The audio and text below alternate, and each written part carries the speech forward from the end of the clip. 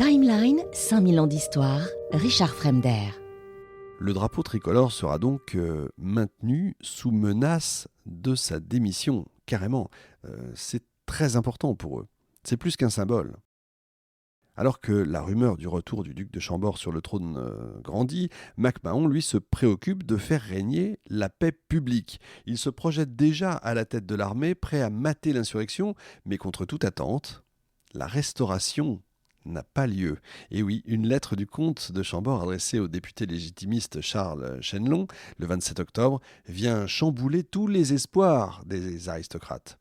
Le duc de Chambord refuse le trône. Est-ce que vous savez pourquoi ? Eh bien, tout simplement, je viens de vous donner la raison juste avant.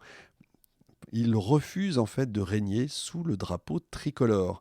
Sacrifier le drapeau blanc de sa dynastie revient pour lui à sacrifier son honneur, choix impossible. Donc, eh bien, je vous le donne en mille, il refuse le trône, la France ne redevient pas une monarchie à cause simplement de la couleur d'un drapeau et du symbole qui l'accompagne évidemment. Donc, la République est maintenue. Vous voyez, ça tient à pas grand-chose finalement dans notre histoire. Le soir même, au moment d'un dîner chez le député légitimiste de Silny, Albert de Broglie déclare solennellement « Nous avons 15 jours pour donner à la France un gouvernement et la sauver ». Et pour ça, il faut pérenniser le mandat de MacMahon, rendre à sa fonction son éclat, sa légitimité, sans pour autant supprimer les institutions empruntées à la monarchie. Il faut savoir prendre le meilleur de tous les bords, si je puis dire. Les contradictions, parfois, sont presque étourdissantes. Alors, branle-bas de combat à l'Assemblée, le député Changarnier émet immédiatement une proposition de loi qui confie le pouvoir exécutif au maréchal MacMahon pour une durée de 10 ans et un pouvoir modifiable selon les futures lois constitutionnelles. La durée du mandat suggérée est trop longue et suscite du coup la discorde entre tous les partis. Ils s'écharpent pour pas grand-chose à chaque fois. Dans une lettre lue le 17 novembre par Albert de Broglie aux députés, le président exprime le souhait d'un mandat d'une durée de 7 ans. Ça vient de là. Le débat fait rage pendant plusieurs jours, mais les talents oratoires de Broglie vont finir par remporter les suffrages. Appelé à défendre l'ordre social, le chef du Parlement prie ses confrères de ne pas abandonner leur chef, ni diminuer sa force en accroissant son fardeau, de ne pas détruire leur ouvrage avant de l'avoir commencé. La solennité de sa parole aboutit du coup à un vote en faveur du septennat. MacMahon est donc proclamé officiellement président jusqu'au 20 novembre de l'année 1880. Il faut dire que ce choix arrange un grand nombre de monarchistes à l'Assemblée en faveur d'une restauration de monarchie d'ordre parlementaire qui implique que l'autorité du monarque est soumise au pouvoir du Parlement, et ça les arrange.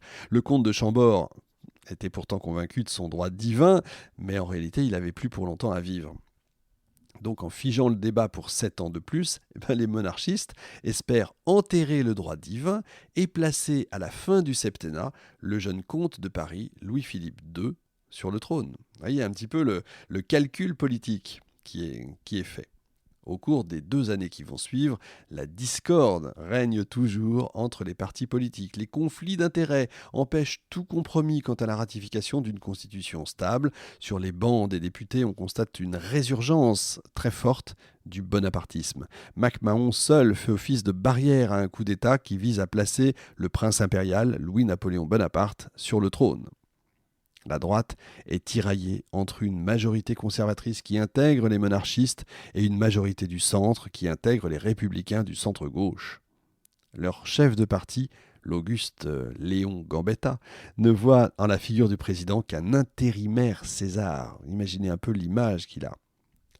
L'inauguration de l'Opéra Garnier, le 5 janvier 1874, contribue à renforcer l'éclat du loyal soldat aux yeux du grand public, et de nombreuses visites en province lui valent la gratitude de son peuple, notamment pendant les inondations de la région du Midi l'été 1873.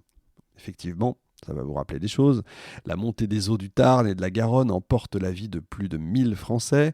Accoutumé au champ de bataille, le président fait part d'une rigueur et d'un esprit de solidarité absolument remarquable qui marque la conscience des nombreux députés. L'armée est immédiatement mobilisée, on ne cherche pas à tergiverser. Son épouse, Élise de MacMahon, préside un comité de secours et recueille 1 135 000 francs. L'Assemblée, elle, vote un crédit de 2 millions. Malgré cette cohésion inédite, la figure philanthrope du président va recevoir malgré tout mauvaise presse quand certains journaux satiriques témoignent d'un épisode assez peu glorieux, c'est vrai, qui tourne son autorité en dérision. Alors c'est les réseaux sociaux de l'époque, si vous voulez, face aux dégâts des eaux à Toulouse, MacMahon, qui était là et qui regarde, n'aurait eu que 2 mots, mais des mots qui sont restés très célèbres. Que d'eau, que d'eau. Effectivement, dans une époque où normalement c'est l'éloquence qui prime, évidemment aujourd'hui ça ferait rien, mais à l'époque c'est important, que d'eau, que d'eau. Effectivement, on aurait peut-être pu dire autre chose. De retour à l'Assemblée, le climat se gâte. Le président voit son cabinet se faire renverser par une coalition d'extrême droite, des bonapartistes et des républicains. Et puis les gouvernements intérimaires s'enchaînent, jonglant entre centre-droit, centre-gauche, ministres orléanistes, bonapartistes, je vous passe les détails.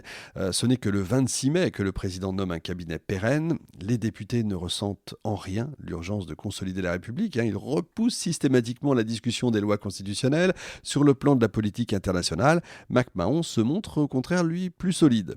Sa réorganisation brillante de l'armée intimide l'Allemagne, qui se sent peu à peu menacé par l'évolution infaillible de son voisin.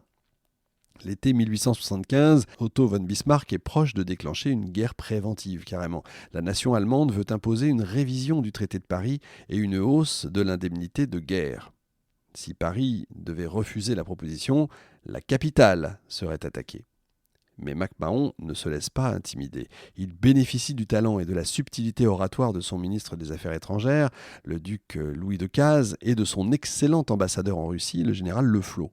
Eh bien, ensemble, les diplomates encouragent le tsar à prendre position en faveur de la France. L'approbation du souverain russe est immédiate et parvient à calmer les ardeurs de Bismarck. La paix est garantie.